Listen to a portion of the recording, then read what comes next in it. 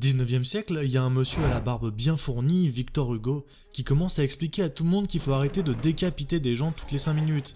Il écrit Le dernier jour d'un condamné, et également un texte racontant l'histoire du bon Claude Gueux. Parlons un peu de ce mal alpha. Dans la street au 19e siècle, ça pue la merde, il n'y a pas de travail, il fait froid dehors. C'est clair. On est tous dans la merde. Claude, c'est pourtant un ouvrier habile de ses mains, avec des avant-bras plus gros que la jambe de ton père et des épaules de titan colossal.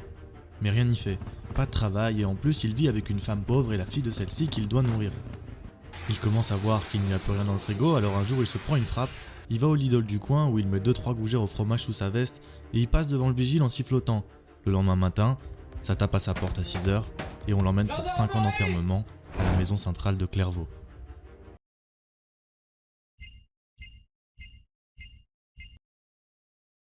Quand Claude arrive dans la prison, avec ses gros trapèzes qui feraient peur à Arnold Schwarzenegger, il se fait respecter immédiatement par tous les gangs. C'est simple, il a une autorité naturelle sur ses camarades. Il y en a même un, Albin, qui vient lui apporter son sandwich comme un bon chien-chien tous les jours.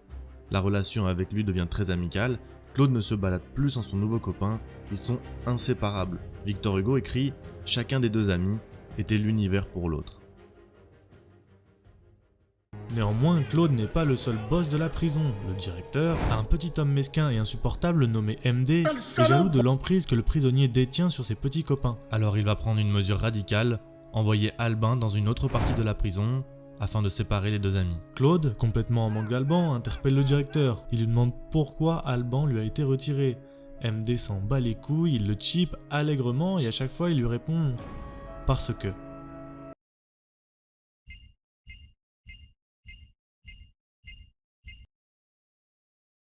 Là, Claude, il va commencer à voir rouge. Tous les jours, il regarde le directeur de travers, dans le calme, en lui jetant quelques menaces. Le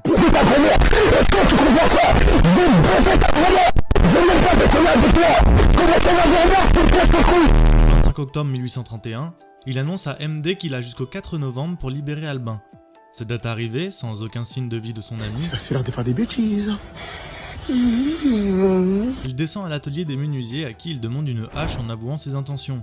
Tout le monde est chaud pour bousiller le directeur. On te déteste. Alors on lui donne les outils sans poser de questions. Claude fait un dernier speech à son gang pour raconter comment et pourquoi il va balayer le directeur. Un de ses camarades fragiles l'implore d'instaurer un dialogue avant de passer à l'acte. Man, please, man. Dans sa grande montée, Claude accepte. Ok.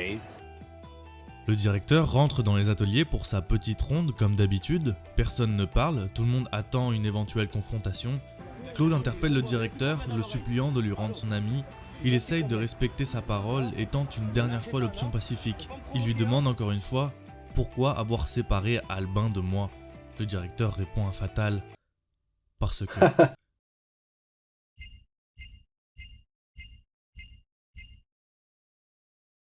5 secondes à peine plus tard, le temps pour Claude de prendre un appui solide, la hache du menuisier vint appuyer à 3 grosses reprises sur le crâne du directeur, gisant bientôt au sol comme une énorme merde. J'ai bien fait mon gueule.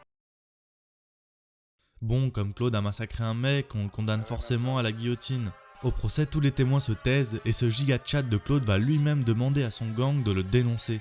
Il rajoute les détails oubliés et son absence de regret. On lui demande pourquoi a-t-il fait ça. Il répond parce que…